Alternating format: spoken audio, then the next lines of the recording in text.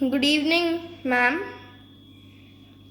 Today I am going to show you how we can attach this thread onto this ice through salt.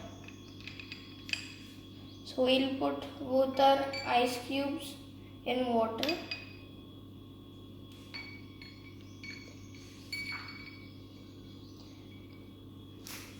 Then we'll put our thread on these.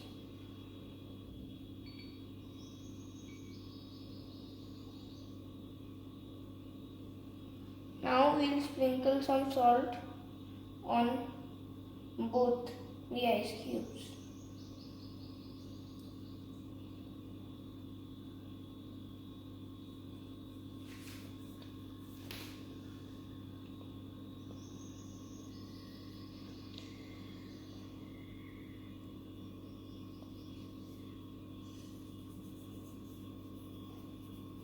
Now we'll keep these ice cubes for 2 to 3 minutes.